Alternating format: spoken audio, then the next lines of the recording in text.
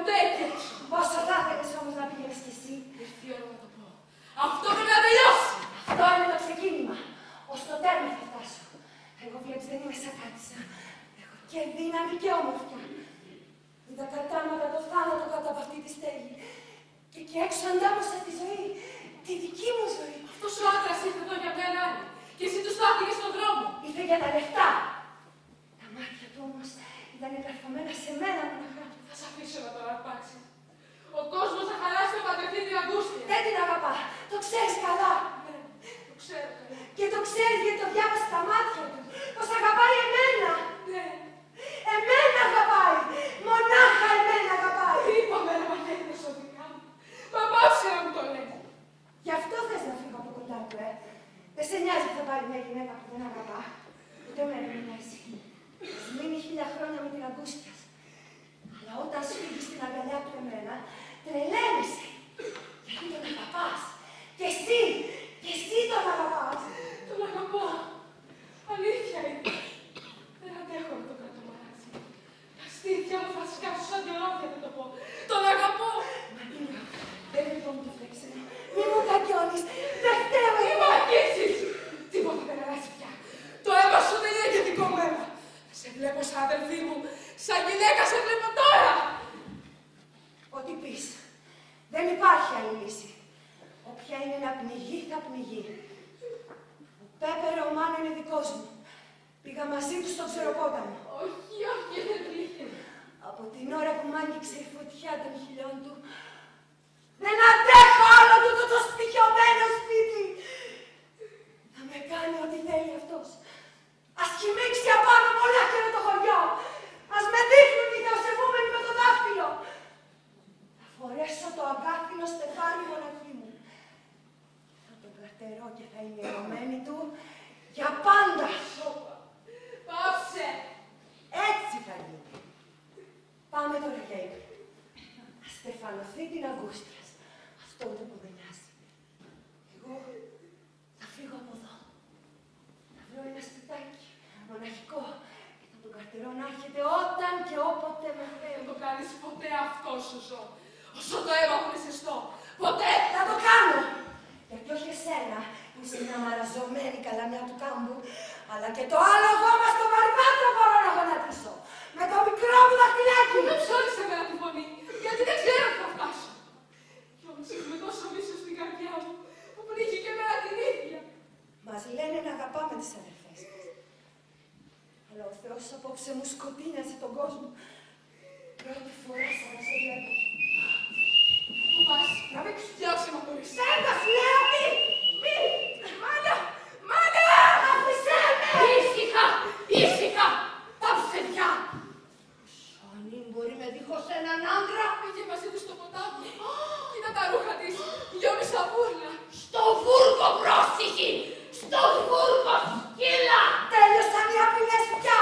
Σπάστε τα σήμερα! Κάτω τα χέρια του από πάνω μου! Στο Πέπερο Μάνο ανοίγει το κορμί μου!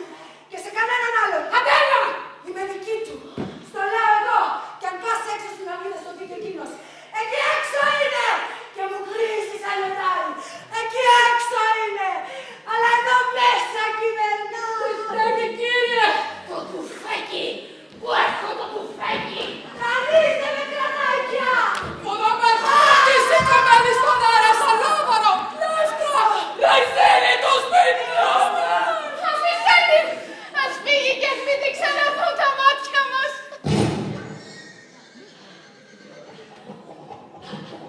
Άντε, δεν τον ανταμώσεις τώρα! Πέπερο Μάνο, σκοτώ. Θεέ μου! Θεέ μου! Θεέ! Τον σκότωσες? Πρόλαβε. Πήδηξες τη φοράδα του και το σκασε. Εγώ φταίω. Ξαστόχησα. Γυναίκα βλέπεις. Αυτή γιατί είπες να το μάθει και να την πλήξει το αίμα. Καταραμένη. Γιώργε! Καλύτερα έτσι.